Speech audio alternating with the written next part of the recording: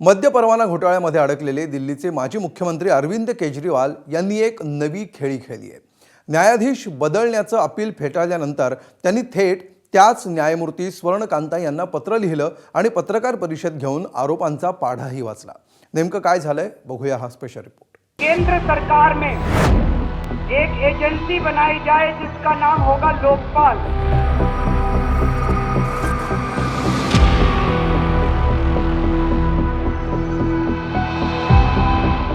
अरविंद केजरीवाल हे नाव देशाला माहीतही नव्हतं तेव्हाची ही दृश्य। नंतर याच आंदोलनातून जन्माला आलेल्या आम आदमी पक्षाचा केजरीवाल चेहरा बनला। पुढे दिल्लीचे मुख्यमंत्री झाले आणि त्यांच्या भोवती वादांचं वलयही वाढत गेलं। मैं मुख्यमंत्री के रूप में अपने कर्तव्यों का श्रद्धापूर्वक और शुद्ध अंतःकरण से निर्वहन करूंगा। कथित मद्य परवाना घोटाळ्यात त्यांना तुरुंगाची हवाही खावी लागली। सिटिंग चीफ मिनिस्टर को उसके घर से घसीटकर जेल में डाला गया और 6 महीने तक जेल में रखा गया। अब खबरें दिखाई जाती थी केजरीवाल भ्रष्ट है, केजरीवाल भ्रष्ट है।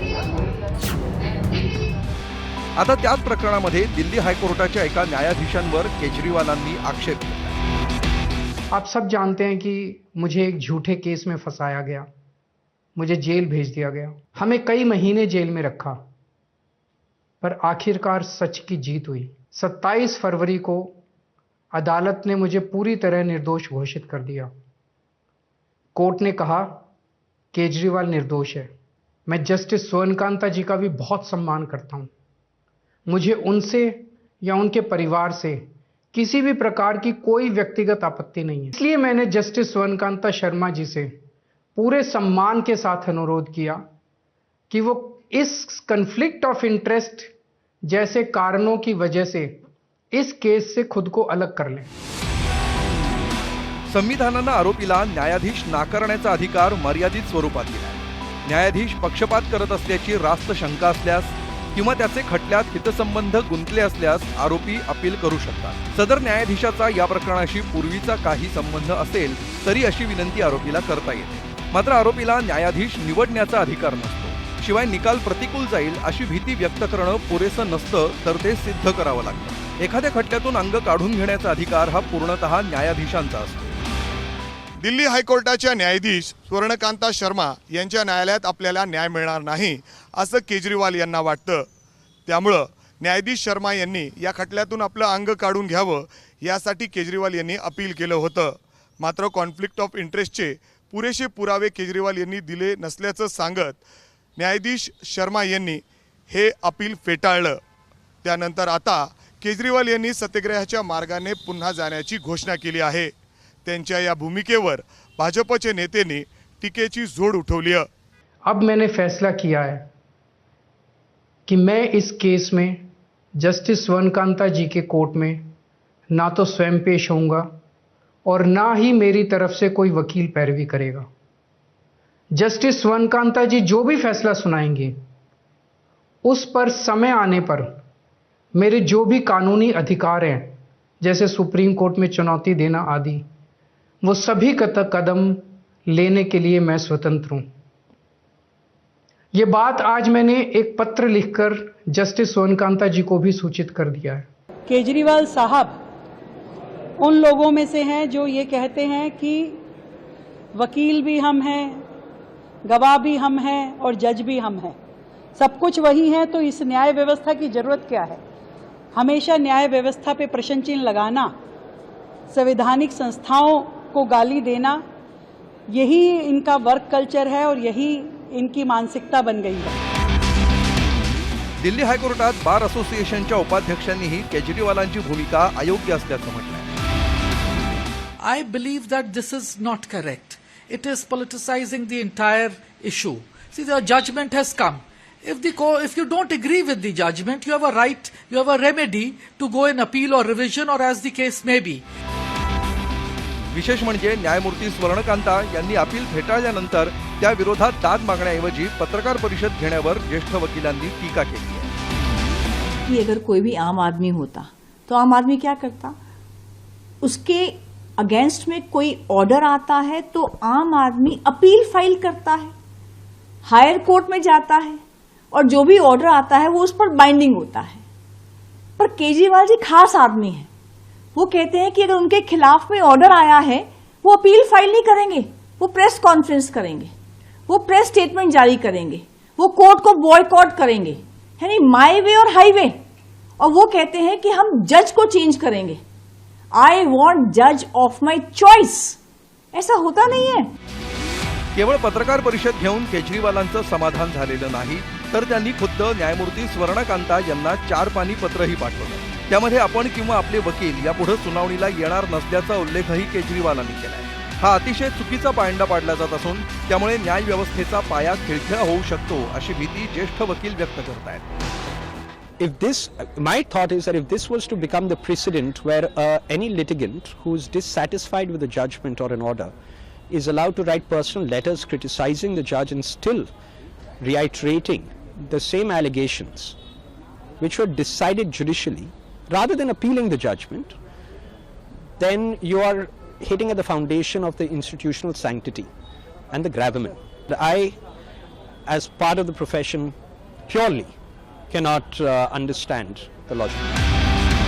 अरविंद केजरीवाल आणि त्यांच्या आम आदमी पक्षाचा उदय जितक्या झपाट्यानं झाला त्याच वेगानं त्यांच्या पक्षानं लोकप्रियता गमावली आणि जोडीनं दिल्लीची सत्ता आहे। एखादा निकाल पटला नाही तर त्याविरोधात दाद मागण्याचा अधिकार राज्यघटनेनं प्रत्येकाला दिलाय। त्याऐवजी केजरीवालांनी उचललेलं हे पाऊल न्याय मिळवण्यासाठी आहे की राजकीय मायलेजसाठी असा प्रश्न पडणं स्वाभाविक आहे। ब्युरो रिपोर्ट, एबीपी माझा। काही दिवसांपूर्वी अविवाहित शेतकरी तरुणांच्या लग्नावरून मोठी चर्चा रंगली होती। अशाच अविवाहित तरुणांना लग्न जमवणारे एजंट्स हेरतात आणि त्यांच्या फसवणुकीच्या घटनाही समोर येतात। अशीच एक घटना मंगळवेढ्यात घडली आहे। एका 37 वर्षांच्या अविवाहित शेतकरी तरुणाला एका एजंट आणि महिलेनं फसवलंय। नेमकं काय घडलंय बघूया। लातूर आणि उदगीरच्या मध्ये एक मंदिर आहे, गणपती मंदिर, तिथे नेलं। तिथं आम्ही हार घालून लग्न केलं। लग्न झाल्यानंतर पैसे तिच्या हातात दिले आणि नंतर तिथून आम्ही निघून आलो। घराच्या पाठीमागे 4 चाकी गाडी आल्यानंतर ही त्यामध्ये बसली आणि पळून चालली होती। सोलापूरच्या मंगळवेढ्यातील या तरुणाची एका महिलेनं घोर फसवणूक केली आहे। मंगळवेढा तालुक्यातील लेंडवे चिंचोळे या गावातला हा 37 वर्षीय शेतकरी तरुण लग्न जमत नव्हतं म्हणून एका एजंटामार्फत त्यानं सोयरीक जुळवली। उदगीरला 15 एप्रिलला मुलगी पाहण्याचा कार्यक्रम पार पडला। त्यानंतर 19 एप्रिलला गावात थाटामाटात लग्नही पार पडलं।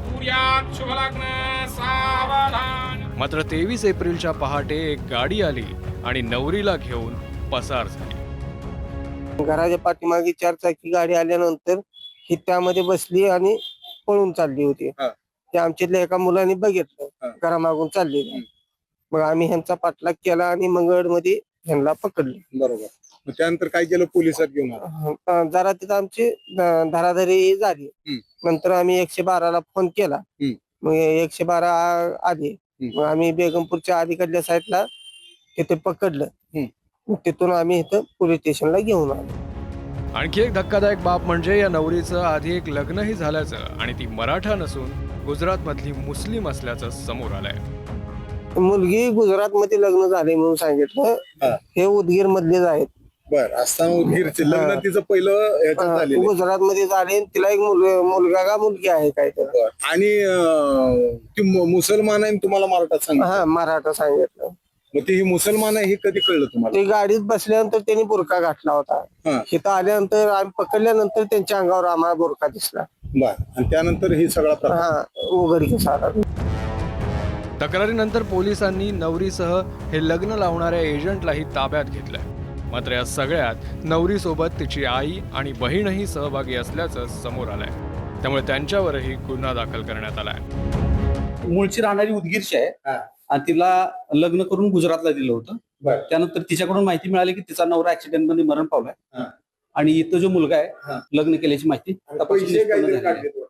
जी एजंट आहे तिनं ती त्या मुलाला नवरी मिळवून देतो म्हणून तिच्याकडनं 2,17,000 रुपये घेतलेले। आता कोण कोण अटकेत आहे यामध्ये? एजंट अटक आहे, त्यानंतर त्या मुलीला घेऊन जाण्यासाठी आलेली तिची आई, तिची बहीण आणि तिचा भाऊ एवढे लोक अटक आहेत. शेतकरी तरुणांना लग्नासाठी मुली मिळत नाहीत हे वास्तव आहे आणि अशाच लग्नाळू मुलांना एजंट्सकडून हेरलं जातं. मग त्यांच्याकडून फसवणुकीचे असे अनेक प्रकार आत्तापर्यंत उघडकीस आले आहेत. या प्रकरणात पोलिसांनी एजंट्सकडून अशा अजून किती लग्नाळू नवरदेवांची फसवणूक केली आहे याचा तपास सुरू आहे. सुनील दिवाण, ABP माझा, सोलापूर. मुंबईतील नेस्को सेंटरमधील ड्रग्ज पार्टीचं प्रकरण देशभर गाजतंय. अशातच पुणे पोलिसांनी कारवाईचा सपाटा लावत 19 ड्रग्ज पेडलर्सच्या मुसक्या आवळल्यात. या सर्वांच्या चौकशीदरम्यान अनेक धक्कादायक गोष्टी समोर आल्यात. ग्राहकाला गाठण्यासाठी ड्रग्ज तस्कर कोणतं मोबाईल ॲप वापरतात, पोलिसांच्या तावडीत सापडू नये म्हणून ड्रग्ज तस्करांनी स्वतःसाठी कोणती नियमावली तयार केली आहे आणि पुण्यात विकलं जाणारं ड्रग्ज कोणत्या राज्यातून येतं, पाहूया आमचे प्रतिनिधी मिकी घई यांचा हा स्पेशल रिपोर्ट. पुण्यात ड्रग्ज पेडलरवर सर्जिकल स्ट्राईक. मागच्या एका महिन्यापासून आपली एक स्पेशल ड्राईव्ह चालू होती. 19 आरोपींना बेड्या, 50 लाखांचं ड्रग्ज जप्त. एकूण 13 गुन्हे आपण पूर्ण झोन 7च्या हद्दीमध्ये दाखल केले आहेत विविध पोलीस स्टेशनमध्ये. त्यामध्ये 19 आरोपी आपण ताब्यात घेतलेले आहेत. ड्रग्ज तस्करीसाठी मोबाईल ॲपचा वापर. एन्क्रिप्टेड ॲप्स आहेत, सिग्नल ॲप आहे किंवा इतरही ॲप्स आहेत ज्याचा वापर करून गोपनीयता बाळगून ती डिमांड केली जाते. आणि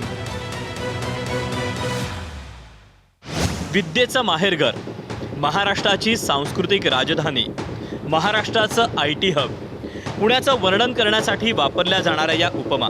मात्र याच पुण्याला नशेच्या गर्तेत ढकलणाऱ्या ड्रग्ज पेडलर विरोधात मोठी कारवाई करण्यात आली. 1-2 नव्हे तर तब्बल 19 जणांना बेड्या ठोकण्यात आल्या आणि त्यांच्याकडून 50 लाखांचा मुद्देमाल जप्त करण्यात आला. मुंबईतील नेस्को सेंटरमध्ये झालेल्या ड्रग्ज पार्टीनंतर इतर शहरातील पोलीस देखील अलर्ट झाले आणि त्यांनी कारवाईला सुरुवात केली. पोलिसांच्या हाती लागू नये म्हणून ड्रग्ज विकणाऱ्या टोळीनं देखील एक शक्कल लढवली होती. त्यामध्ये एकूण 13 गुन्हे आपण पूर्ण झोन 7च्या हद्दीमध्ये दाखल केले आहेत विविध पोलीस स्टेशनमध्ये. त्यामध्ये 19 आरोपी आपण ताब्यात घेतलेले आहेत. त्यामध्ये मोडस अशी दिसून येत आहे की पहिल्यांदा ड्रग्स थोडे अनोळखी माणसाला पण विकले जात होते, पण आता काइंड ऑफ त्यांचं असं झालेलं आहे की पेडलर जे आहेत त्यांच्या ओळखीच्या कन्झ्युमर्सलाच फक्त विकत आहेत.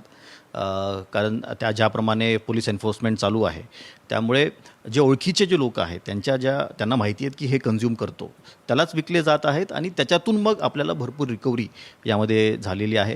ड्रग्जची खरेदी विक्री करण्यासाठी एक नेटवर्क तयार करण्यात आलं आणि नेटवर्कमधले ड्रग्ज पेडलर आणि नशेखोर विशिष्ट मोबाईल ॲपच्या मदतीनं एकमेकांशी संपर्क साधतात. सोशल मीडियाचाही याच्यामध्ये रोल दिसून आलेला आहे. व्हॉट्सॲप ग्रुप्स काही बनलेले असतात, त्यातून पण काही कन्झ्युमर्सला डिमांड त्यांची घेतली जाते.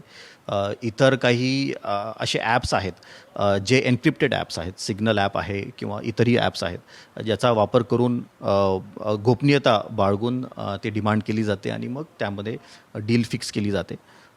अशा प्रकारे एक मोडस आपल्याला यामध्ये दिसून येत आहे. मात्र शेरा सव्वा शेर या म्हणीप्रमाणे पुणे पोलिसांनी वाघोली, लोणीकन, विमानतळ परिसर, चंदननगर आणि खराडी या भागात छापेमारी करत ड्रग्ज पेडलरच्या मुसक्या आवळल्या. अटक केलेल्या आरोपींची चौकशी केल्यानंतर पोलिसांना एक धक्कादायक माहिती मिळाली. मध्ये कुठेही कॉलेजेस मध्ये आम्हाला दिसून आलं नाही किंवा कोणत्या स्कूलमध्ये दिसून आलं नाही, पण नक्कीच जो वयोगट आम्हाला दिसून येत आहे तो 20 ते 45 पर्यंतचा हा वयोगट आहे. त्यामधलेच हे कन्झ्युमर्स आहेत. काही चांगल्या प्रकारे शिकलेले, काही नक्कीच चांगल्या जॉबमध्ये असलेले आणि काही मध्यमवर्गीय पण यामध्ये दिसून येत आहेत. सर, IT कंपनीमध्ये काम करणारे लोक देखील आहेत, खूप सारे कन्झ्युम करणारे. काही IT प्रोफेशनल्स पण आम्हाला दिसून आले यामध्ये कन्झ्युम करताना आणि त्याच्यावरही पुढे कारवाई चालू आहे आपली. पुण्यात विकलं जाणारं ड्रग्ज हे राजस्थानमधून येत असल्यानं या रॅकेटच्या म्होरक्याला हुडकून काढण्याचं मोठं आव्हान पुणे पोलिसांसमोर उभं ठाकलंय. आतापर्यंत लोकल सोर्स आम्हाला दिसून आला नाही. काही आरोपी यामध्ये मुख्यतः राजस्थान या भागातले आम्हाला दिसून आलेले आहेत. खराडी पोलीस स्टेशनमध्ये एक केस आम्ही 1-3 महिन्यापूर्वी केली होती ज्यामध्ये राजस्थानमध्ये जाऊन आपण रिकव्हरी केली होती. मुख्य सोर्सपर्यंत आपण पोहोचलो होतो. याही तपासामध्ये आम्हाला राजस्थानचं लिंकेज दिसून येत आहे. 2 वर्षांपूर्वी पुण्यातल्या पबच्या शौचालयात ड्रग्ज घेतानाचे व्हिडिओ व्हायरल झाले होते. त्यानंतर सगळ्या यंत्रणा खडबडून जाग्या झाल्या आणि पुण्यातील अनधिकृत पबवर हातोडा पडायला सुरुवात झाली. मात्र त्यानंतर पुण्यातील ड्रग्ज तस्करी थांबली का तर नाही. एखादी मोठी घटना घडली तरच यंत्रणा कामाला लागतात आणि वेळ सरली की पुन्हा ये रे माझ्या मागल्या.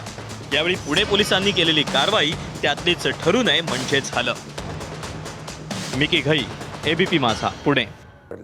ते म्हणजे मुंबईच्या पायधुनीतील एकाच कुटुंबातील चौघांचा मृत्यू नेमका कशामुळे झालाय.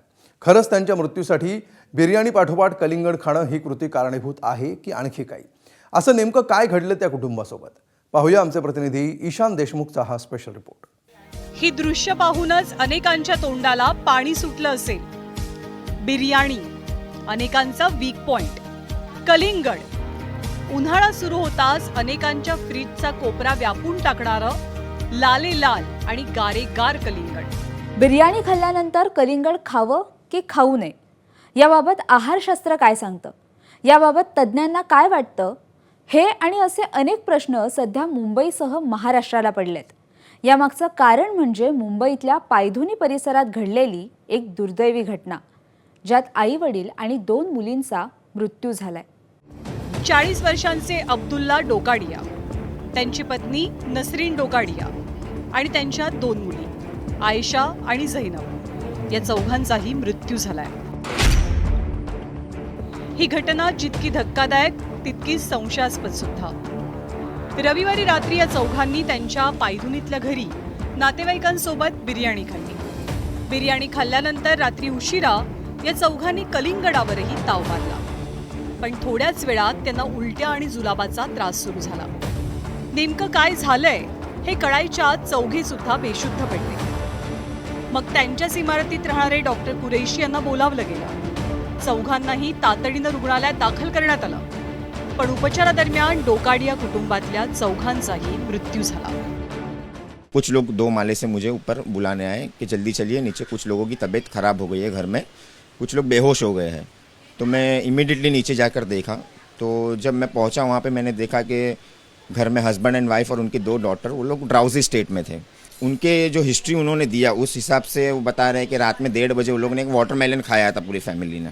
उससे पहले बिरयानी पूरी फैमिली जो दावत हुई थी उसमें सबने खाया था, लेकिन सबकी तबीयत नहीं बिगड़ी. जो है वाटरमेलन के ऊपर एक हमारा वो जाता है कि इसकी जांच होनी चाहिए वाटरमेलन की, इसके अलावा तो और कुछ खाया नहीं है. तो अभी पुलिस को जो है इसमें बहुत अच्छे से जांच करनी चाहिए, फॉरेंसिक जो भी है वाटरमेलन की भी जांच करनी चाहिए कि उसके अंदर कुछ ऐसा पदार्थ था या क्या था. एडल्ट्रेशन आजकल बहुत चल रहा है. विषबाधेमुळे डोकाडिया कुटुंबाचा दुर्दैवी अंत झाल्याचा प्राथमिक अंदाज सगळेच व्यक्त करतात. मात्र पोलिसांना प्रतीक्षा आहे ती शवविच्छेदन अहवालाची. यामध्ये त्यांच्या बॉडीवर पोस्टमॉर्टम करण्यात आलेला आहे आणि यांनी जे काही फूड सॅम्पल्स आणि कलिंगडचे सॅम्पल्स आहेत पोलिसांनी जप्त केलेले आहेत. तसेच त्यांच्या शरीरातील सॅम्पल्स सुद्धा जप्त करून या संदर्भाने या अपघाती अनैसर्गिक मृत्यूची चौकशी चालू आहे. बिर्याणी बरोबर कलिंगड खाल्लं असा काही संबंध नाही.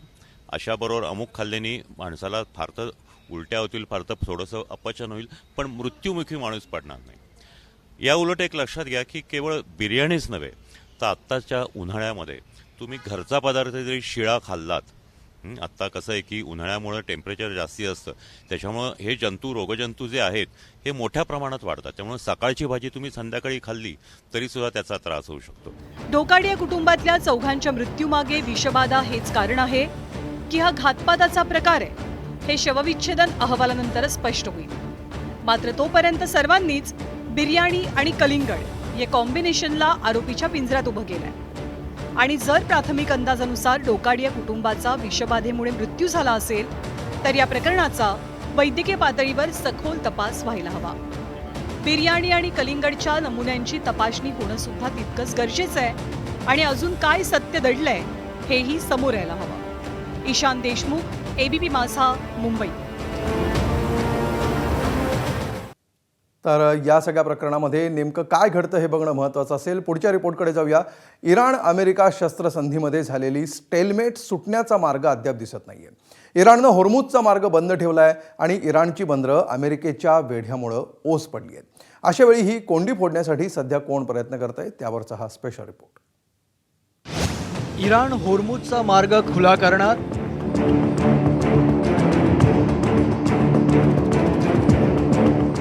आर्थिक कोंडीतून सुटण्यासाठी प्रस्ताव,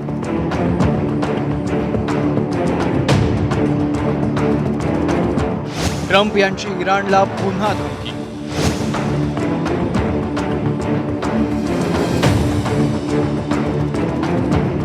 आपल्या अणु कार्यक्रमावर कोणतीही चर्चा होणार नसेल तर होर्मुझचा मार्ग खुला करण्याची तयारी इराणनं दर्शवली. असोसिएटेड प्रेसनं दिलेल्या वृत्तानुसार या प्रस्तावाचा भाग म्हणून अमेरिकेनं इराणवरील नाकेबंदी हटवावी अशी मागणी करण्यात आली आहे. आतापर्यंत अमेरिकेच्या नाकेबंदीमध्ये इराणची किमान 37 जहाजं रोखण्यात आल्याची माहिती आहे. युद्धामुळे आधीच खिळखिळा झालेल्या इराणच्या अर्थव्यवस्थेला हा भार सहन होत नसल्यामुळे प्रस्ताव पुढे गेल्याचं मानलं जात आहे. दुसरीकडे इराणचे परराष्ट्र मंत्री अब्बास अराक्ची सोमवारी रशियात दाखल झाले. अमेरिकेविरोधात चक्रव्यूह रचण्यासाठी अराक्ची यांनी मॅरेथॉन दौरा सुरू केल्याची चर्चा रंगली आहे. सर्वात आधी अराक्ची हे इस्लामाबादला गेले. तिथे त्यांनी पाकिस्तानी नेत्यांशी चर्चा केली. तेव्हाच अमेरिकेशी वाटाघाटी होतील असा अंदाज बांधला जात होता. मात्र ट्रम्प यांनी आपल्या शिष्टमंडळाचा दौरा अचानक रद्द केला. तिथून अराक्ची हे ओमानची राजधानी मस्कतमध्ये दाखल झाले. पाकिस्तानच्या मध्यस्थीचा प्रस्ताव फसत असताना आता मस्कत मार्फत संवाद सुरू करता येतो का याची चाचपणी इराणनं सुरू केल्याचं समजतंय. मस्कतमधून अराक्ची पुन्हा इस्लामाबादला गेले. त्यानंतर ते थेट रशियात मॉस्को आणि सेंट पीटर्सबर्ग इथे पोहोचले. सेंट पीटर्सबर्गमध्ये त्यांनी रशियाचे अध्यक्ष व्लादिमीर पुतीन यांची भेट घेतल्याची क्रेमलिननं जाहीर केलं.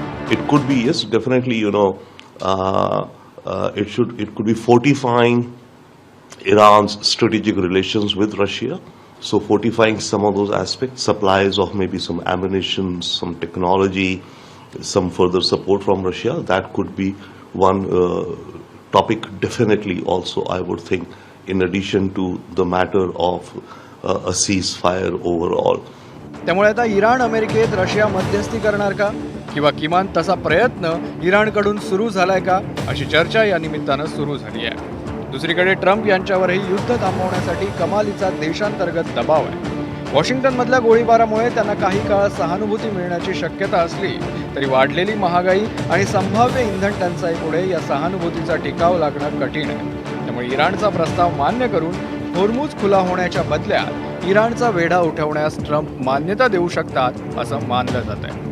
असं असलं तरी त्यांनी इराणला धमक्या देणं सुरूच ठेवलं असून पुन्हा एकदा देश उद्ध्वस्त करण्याची भाषा केली आहे. I see it differently. I see from the stage where President Trump was giving ultimatums. You surrender, you do this by such and such date, then we will destroy, you will destroy civilization. That is gone.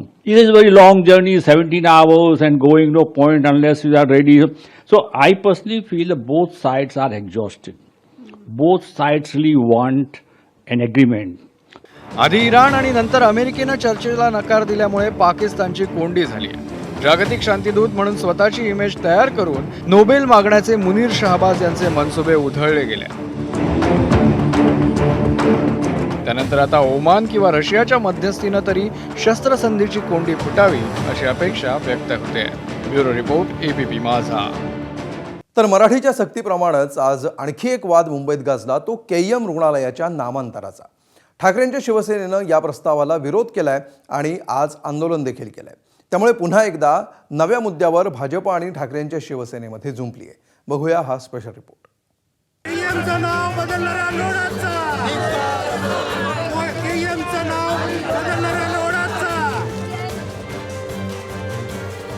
KEM रुग्णालयाच्या नामांतरावरून मुंबईत नवा राजकीय drama सुरू झाला.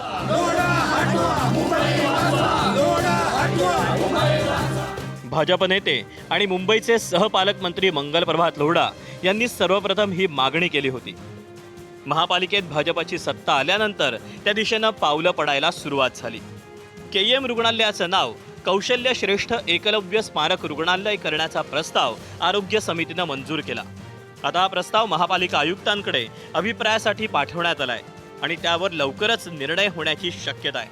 एकीकडे नामांतरासाठी दमदार पावलं टाकली जात असताना ठाकरेंच्या शिवसेनेनं याला जोरदार विरोध सुरू केला. सोमवारी पक्षाच्या वतीनं लोढा आणि नामांतराविरोधात आंदोलनही करण्यात आलं.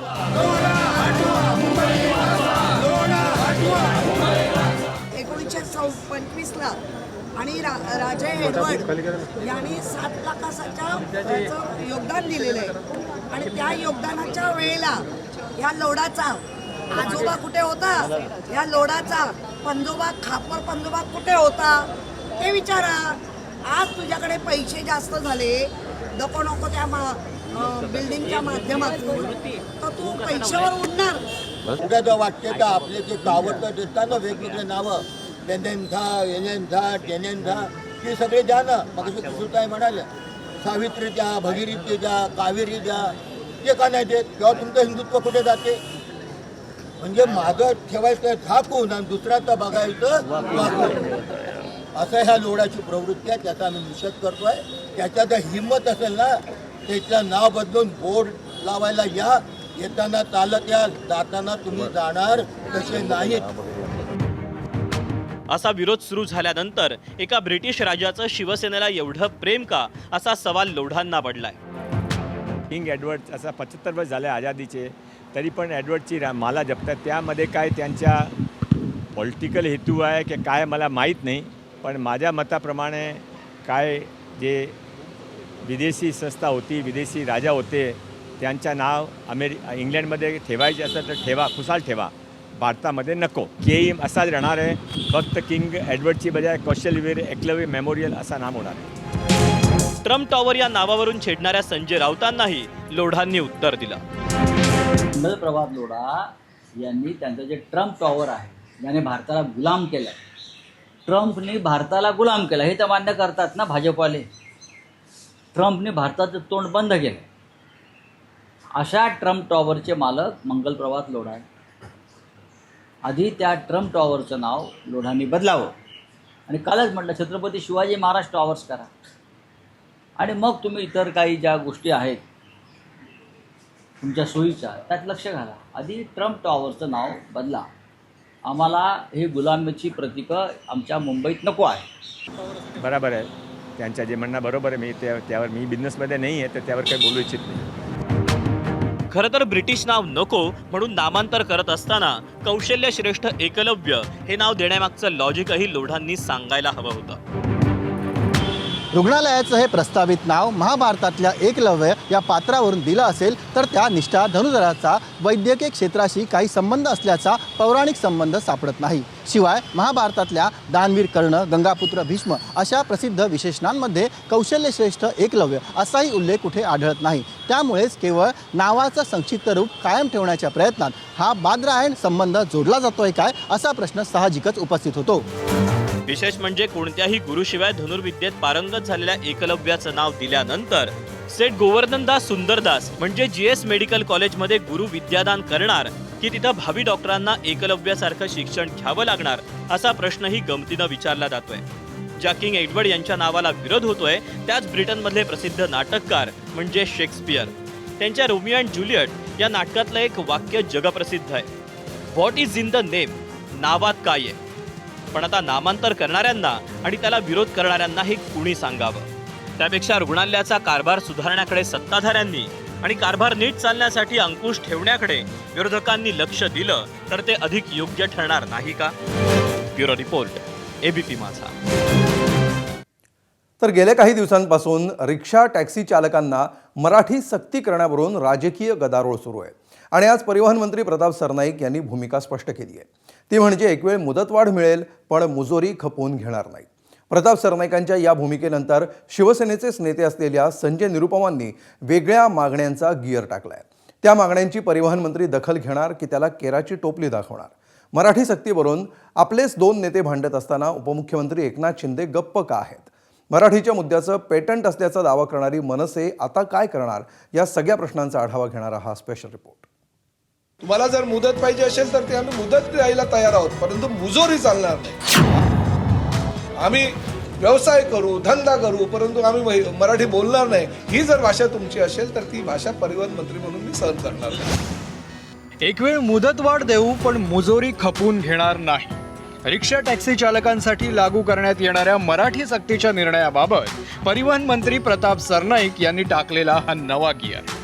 रिक्षा टॅक्सी चालकांना मराठी सक्ती नको. मराठी सक्ती करायचीच असेल तर प्रशिक्षणासाठी आणखी वेळ द्या. मराठीच्या चाचण्या अयशस्वी झाल्या तर परमिट रद्द करू नका, अशी भूमिका मांडत शिवसेनेचे नेते संजय निरुपम यांनी परिवहन मंत्री प्रताप सरनाईकांच्या निर्णयाला ब्रेक लावण्याचा प्रयत्न केला. मात्र प्रताप सरनाईक त्यांच्या निर्णयावर आणि मराठी सक्तीच्या भूमिकेवर ठाम आहे. रिक्षा टॅक्सी चालक संघटना आणि परिवहन विभागाची महत्त्वाची बैठक आज पार पडली. या बैठकीनंतर शिवसेनेचे नेते आणि परिवहन मंत्री प्रताप सरनाईकांनी कोणती भूमिका मांडली आहे पाहूया. आणि मी स्पष्टपणे सांगतो, बऱ्याच लोकांना असं वाटत होतं हे पुढे जाणार, हे मागे फिरणार, हे आता काय मराठीचा मुद्दा सोडून देणार. प्रताप सरनाईक ठाम आहे या भूमिकेवर. कुठल्याही परिस्थितीमध्ये महाराष्ट्रामध्ये जर व्यवसाय करायचा असेल, तुम्हाला जर काम करायचं असेल तर मराठी अनिवार्य आहे, मराठी यायलाच पाहिजे. तिकडे संजय निरुपमांनी मराठी सक्तीच्या निर्णयाबाबत नव्या मागण्यांची यादीत सादर केली. जेव्हा 1 मेच्या डेडलाईन आहे त्याला ज्याला पुढे ढकलण्यासाठी मी एक मागणी करतो, तुम्ही निवेदन करतो या पत्राच्या माध्यमाने की कमीत कमी 6 महिना आणि जास्तीत जास्त 1 वर्ष असा एक डेडलाईन तुम्ही, असा एक कालावधी तुम्ही ठरवा, म्हणजे सर्वांना कुठल्या प्रकारचे त्रास नाही होईल आणि सगळे येत्या 6 महिन्यात किंवा 1 वर्षात मराठी बोलणं, बेसिक मराठी बोलणं आणि मराठी भाषेमध्ये संवाद करण्यात ते समजू शकतात. मराठीचा मुद्दा कुणी हायजॅक करू नये म्हणून मनसेनं देखील चांगलीच कंबर कसली आहे. मराठी सक्तीचा निर्णय कधी लागू करणार याची ठोस तारीख सांगा अशी मागणी मनसे नेते संदीप देशपांडेंनी केली. माझं म्हणणं आहे, निर्णयाची अंमलबजावणी आणि किती तारखेपासून करणार ती तारीख, पण समजा तुम्हाला वेळ पाहिजे ना, ठीक आहे, चला दिला. 1 मे नाही, 15 मे, 20 मे, 25 मे, काहीतरी तारीख आज जाहीर करा. अनिश्चिततासाठी पुढे ढकलायला ते काही इराण अमेरिकेचं सीजफायर नाहीये. रिक्षा टॅक्सी चालकांना मराठी सक्तीच्या मुद्द्यावरून दहिसरमध्ये संजय निरुपम आणि स्थानिक मनसे कार्यकर्ते यांच्यात खटका उडाला होता. निरुपमांना विरोध करणाऱ्या मनसे कार्यकर्त्यांना राज ठाकरेंनी शिवतीर्थवर बोलवून शाबासकी दिली. परप्रांतीयांची दादागिरी खपवून घेऊ नका. उत्तर भारतीय रिक्षा चालकांच्या संपाला मनसे विरोध करणार. मराठी रिक्षा चालकांच्या पाठीशी मनसे उभी राहणार. मनसे रस्त्यावर उतरून रिक्षा चालकांच्या संपाचा विरोध करणार. अशा सूचना राज ठाकरेंनी आपल्या कार्यकर्त्यांना दिल्या. आज जर स्वर्गीय आनंद दिघे साहेब असते तर संजय निरुपम सारख्याच्या कानाखाली 2 वाजवले असतात त्याने.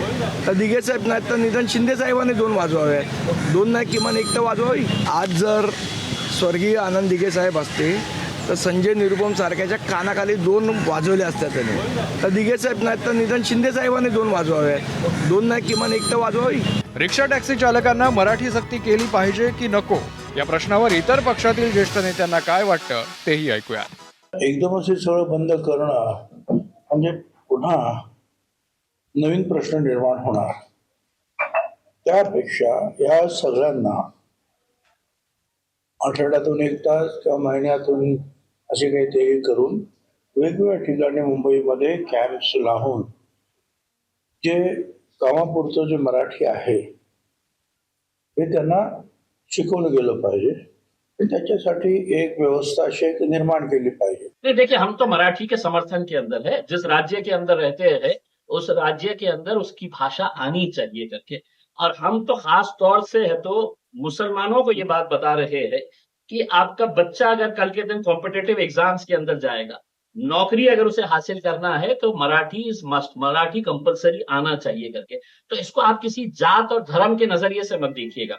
रिक्षा टॅक्सी चालकांना मराठी सक्ती करण्याचा निर्णय घेणारे परिवहन मंत्री आहेत शिवसेनेचे आणि याच निर्णयाला विरोध करणारे संजय निरुपमही शिवसेनेचेच आहे. मग एकनाथ शिंदे या दोन्ही नेत्यांची एकत्र बैठक घेऊन हा तिढा का सोडवत नाहीयेत? की दोन्ही दगडावर पाय ठेवण्याची शिवसेनेची भूमिका आहे का या प्रश्नाचं उत्तर मुख्यमंत्री एकनाथ शिंदेंनी द्यायलाच हवं. कारण मुद्दा परिवहन विभागाच्या निर्णयाचा नाहीये तर महाराष्ट्राची अस्मिता असणाऱ्या मराठीचा आहे. सुरत सावंत, वेदांत नेब, एबीपी माझा, मुंबई. महाराष्ट्रामध्ये सध्या 2 राजकीय पक्षांच्या विलिनीकरणाची चर्चा सुरू आहे. हे वाक्य ऐकल्यावर तुमच्या डोळ्यासमोर दोन्ही राष्ट्रवादींचं चित्र उभं राहील. पण आम्ही बोलतोय ते विलिनीकरण वेगळं आहे. बच्चू कडूंचा प्रहार जनशक्ती पक्ष शिवसेनेमध्ये विलीन होणार आणि बच्चू कडू शिवसेनेचे आमदार म्हणून विधान परिषदेत जाणार अशी चर्चा राजकीय वर्तुळात सुरू झाली आहे. अर्थात या चर्चा केवळ प्राथमिक स्वरूपाच्या असल्या तरी महाराष्ट्राच्या राजकीय इतिहासावर नजर टाकली तर आणखी एका विलिनीकरणाची तयारी सुरू झाल्याचं सांगितलं जात आहे. पाहूया याविषयीचा हा सविस्तर रिपोर्ट.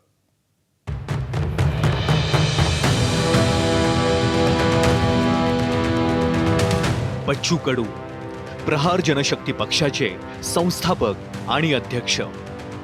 मात्र बच्चू कडूंची ही ओळख लवकरच इतिहास जमा होण्याची शक्यता आहे.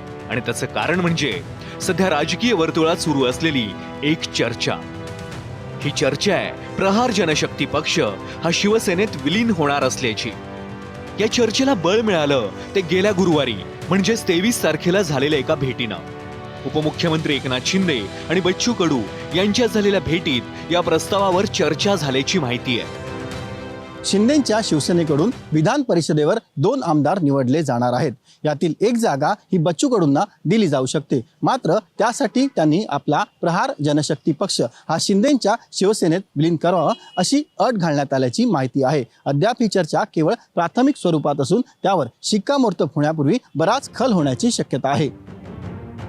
विलिनीकरणाचा हा प्रस्ताव नेमक्या कुठल्या अटीशर्थी आणि निकषांसह होणार याबाबत अद्याप कुठलीही स्पष्टता नाही. त्यामुळे शिवसेनेचे नेते ही शक्यता ना मान्य करतायत ना फेटाळून लावतायत. त्यांच्याकडे सध्या एकच उत्तर आहे, ते म्हणजे एकनाथ शिंदेंकडून घोषणा होण्याची वाट पाहणं. येणाऱ्या विधान परिषदच्या निवडणुकीसाठी अनेक जण इच्छुक आहेत. काही पक्षाकडून आहेत, काही अपक्ष आहेत, काही आणखीन नवीन चेहरे आहेत ज्यांचा राजकारणाशी सुद्धा संबंध नाही. म्हणून अशी मागणी ही प्रत्येक पक्षाच्या नेत्यांकडे प्रत्येक जण करत असतो. त्यापैकी एक बच्चू कडू आहे. म्हणून त्यांनी एकनाथ शिंदे साहेबांना भेटले किंवा आणखीन कुणाला भेटले, त्याच्या विधान परिषदची चर्चा झाली असं काही मानायची गरज नाही. जोपर्यंत एकनाथ शिंदे साहेब हे स्पष्टपणे सांगत नाही तोपर्यंत बाकी सर्व भेटीगाठीला, बाकी सगळ्या उमेदवारीला कोणताही नावाला आणखी डिक्लेरेशन जोपर्यंत होत नाही तोपर्यंत काही अर्थ नाही. विधान परिषदेच्या उपसभापती नीलम गोऱ्हे यांचा कार्यकालही 13 मे रोजी संपणार आहे. ठाकरेंना सोडून शिंदेंसोबत गेलेल्या गोऱ्हे विधान परिषदेच्या दावेदार मानल्या जात आहेत. मात्र बच्चू कडू आणि नीलम गोऱ्हे या दोघांपैकी कुणालाही संधी देऊ नये असा एक मतप्रवाह शिवसेनेत असल्याची चर्चा आहे. राज्यसभेला ज्याप्रमाणे नवा चेहरा दिला तसाच प्रयोग विधान परिषदेलाही करावा अशीच मागणी पक्षातील नेते प्रत्यक्ष अप्रत्यक्ष करत असल्याचं दिसतंय. बघा, एकनाथ शिंदे साहेबांना आपण सगळेजण ओळखतात. एक सर्वसाधारण बाई, ज्या बाईने आयुष्यामध्ये आजही ती पत्र्याच्या घरात राहते, तिला खासदार केलं. त्यामुळे तो माणूस जादूगार माणूस आहे आणि बाळासाहेबांच्या विचाराचा माणूस आहे. तो माणूस कोणाला MLC देईल हे उजव्या हातापासून डाव्या हातालाही कळत नाही. त्यामुळे त्याच्यावर अंदाज लावणं चुकीचं आहे. विधान परिषदेसाठी शिवसेनेचे 2 चेहरे कोण असणार याच्या अनेक पर्यायांवर सध्या चर्चा झडतायत.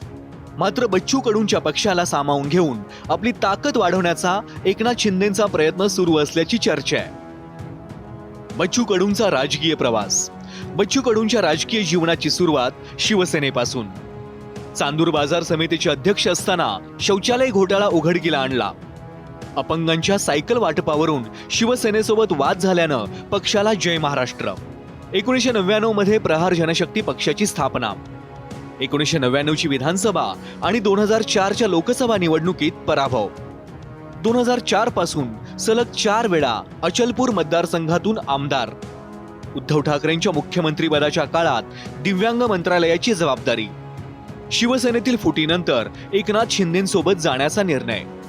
2024 मधील पराभवानंतर शिवसेनेपासून राजकीय दुरावा. गेल्या विधानसभा निवडणुकीत प्रहार जनशक्ती पक्षानं 38 उमेदवार रिंगणात उतरवले होते. मात्र एकही आमदार निवडून आला नाही. त्यामुळे विधान परिषदेची आमदारकी पदरात पाडून घेण्यासाठी बच्चू कडू विलिनीकरणाच्या मार्गाने जाणार का याची उत्सुकता आहे. शिवसेनेचे नेते मात्र विलिनीकरणाच्या चर्चेबाबत जितके सावध आहेत तितकेच सावध संभाव्य नावांविषयी देखील आहेत. सकाळी एकाचं नाव फायनल होईल, दुपारी एकाचं होईल, संध्याकाळी एकाचं होईल. या सगळ्या ज्या बातम्या आहेत, जोपर्यंत शिंदे साहेब अधिकृतपणे नाव जाहीर करत नाहीत तोपर्यंत हे सर्व नावाची चर्चा चालू राहणार आहे. म्हणून थोडं वाट पाहावी लागेल. शिंदे साहेब जेव्हा निर्णय जाहीर करतील त्या टायमाला या सगळ्या विषयावर पडदा पडेल. शिंदे साहेब हे सर्व आहे आणि ते प्रत्येक कार्यकर्त्यावर लक्ष ठेवून आहेत. कोणाला कसा न्याय द्यावा हे त्यांच्या पक्क मनात असतं आणि ते येत्या दिवसात आपल्याला दिसेल. तर भाजपनं या चर्चेपासून स्वतःला दूर ठेवणं पसंत केलं असून बच्चू कडूंना शुभेच्छा देण्यापलीकडे फार बोलणं टाळलंय. बच्चू कडू यांनी वेगळं पक्ष म्हणून किंवा वेगळी संघटना म्हणून राहावी का एकनाथजी शिंदे यांच्यात जावा, हा निर्णय बच्चू कडू आणि एकनाथजी शिंदे यांनी घ्यायचा आहे. त्याचा आणि भारतीय जनता पार्टीचा काहीही संबंध नाही. मला बच्चू कडूला शुभेच्छा द्यायच्या आहे. माझ्या शुभेच्छा आहे त्यांना. त्यांनी प्रहार जर बंद करून एकनाथजीचा हात पकडला, यात मला काही दुःख व्हायचं कारण नाही. छोटे पक्ष मोठ्या पक्षात विलीन होणं हे महाराष्ट्रासाठी नवीन नाही. 2019 मध्ये नारायण राणेंनी त्यांचा महाराष्ट्र स्वाभिमान पक्ष हा मुख्यमंत्री देवेंद्र फडणवीसांच्या उपस्थितीत भाजपात विलीन केला होता. त्यापूर्वी शरद पवारांनी स्थापन केलेला समाजवादी काँग्रेस पक्ष 1986 मध्ये राजीव गांधींच्या उपस्थितीत काँग्रेसमध्ये विलीन केला होता. भविष्यातील दीर्घकालीन राजकारणाचा विचार करून आपले पक्ष मोठ्या पक्षात विलीन करणं ही दोघांसाठी विन विन सिच्युएशन राहिली आहे. आता बच्चू कडू आणि एकनाथ शिंदे या दोघांनाही विलिनीकरणाच्या निर्णयाबाबत अशी विन विन सिच्युएशन निर्माण करता येते का, यावर भविष्यातल्या बऱ्याच गोष्टी अवलंबून असणार आहेत. सुरज सावंतसह सचिन गाड, ABP माझा, मुंबई.